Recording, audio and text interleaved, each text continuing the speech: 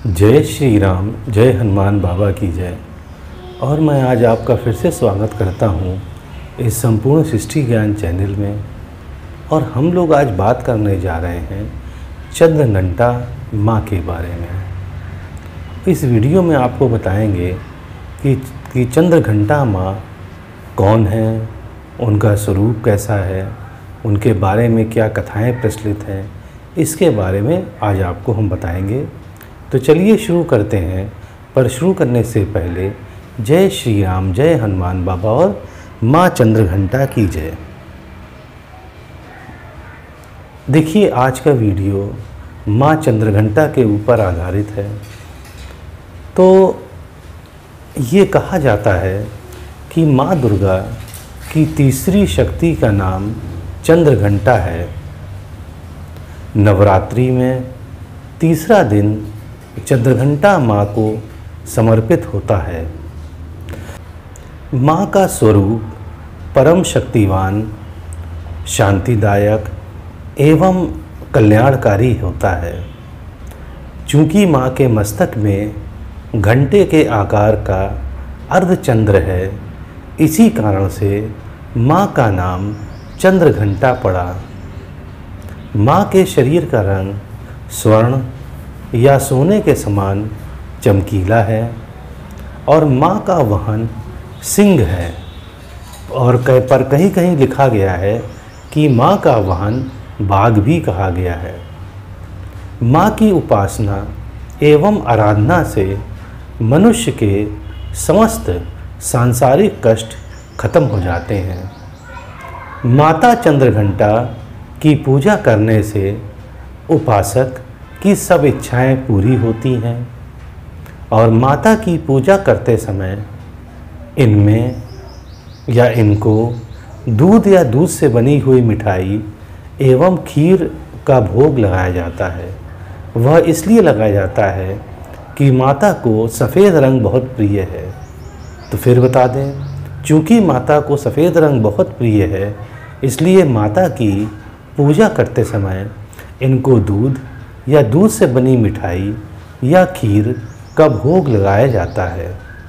माँ चंद्रघंटा के 10 हाथ हैं। पहले हाथ में माँ कमल का फूल पकड़े हैं, दूसरे हाथ में माँ के कमंडल है, तीसरे हाथ में त्रिशूल है, चौथे हाथ में गदा है, पांचवें हाथ में तलवार है, छठे हाथ में धनुष एवं बाण है, सातवें हाथ में घंटा है, आठवां हाथ आशीर्वाद मुद्रा में है, नौवां हाथ अभय मुद्रा में है और 10वां हाथ माँ हृदय पर रखती हैं। फिर बता दें, माँ चंद्रघंटा के 10 हाथ हैं। एक हाथ में कमल का फूल है, दूसरे हाथ में कमंडल है, तीसरे हाथ में त्रिशूल है, चौथे हाथ में गदा है, पांचवें हाथ में तलवार है, छठे हाथ में धनुष और बाण है, सातवें हाथ में घंटा है, आठवां हाथ जो है आशीर्वाद मुद्रा में है और नौवां हाथ जो है अभय मुद्रा में है और 10वां हाथ माँ अपने हृदय पर रखती हैं। माँ रतन जड़ित आभूषणों से सुशोभित रहती हैं और चंद्रघंटा माता के गले में सफ़ेद फूलों की माला सुशोभित है। हमने आपको पहले बताया था कि चूँकि माँ को सफ़ेद रंग बहुत प्रिय है, चंद्रघंटा माँ को, इसलिए उन्हें दूध से बनी मिठाई का भोग लगता है या खीर का भोग लगता है और इसीलिए माँ के गले में सफ़ेद फूलों की माला शोभित है।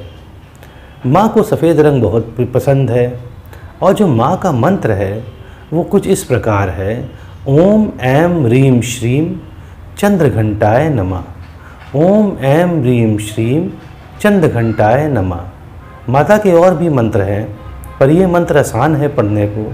इस मंत्र को आप 15 या 20 मिनट आँख बंद करके पढ़ें और कोई माता का चित्र देख लें, उसी चित्र को ध्यान में रखते हुए इस मंत्र को आप पढ़ें।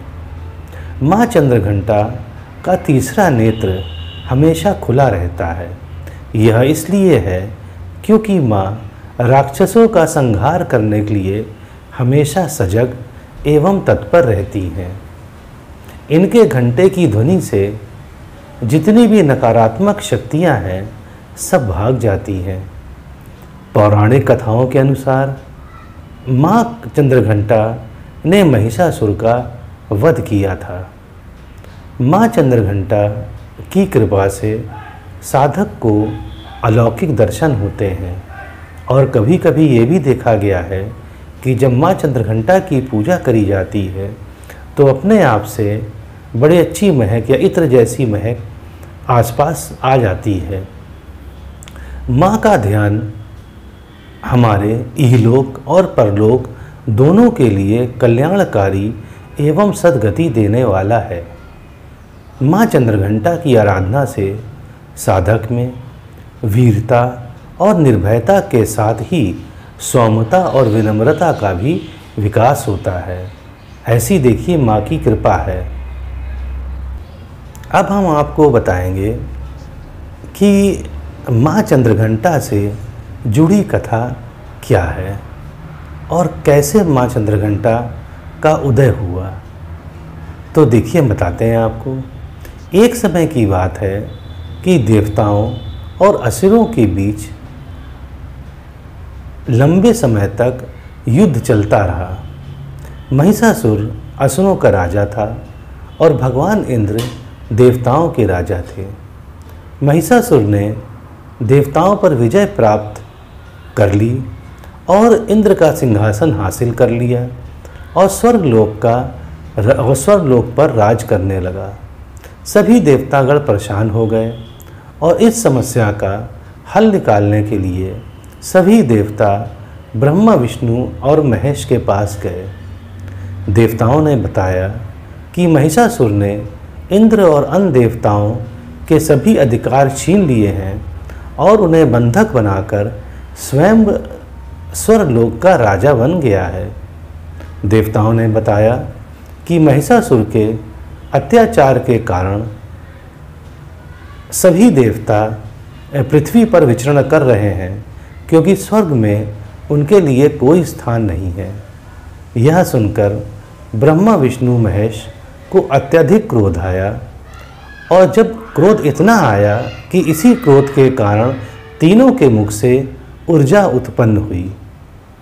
देवताओं के शरीर से निकली ऊर्जा भी ब्रह्मा विष्णु महेश की ऊर्जा में जाकर मिल गई।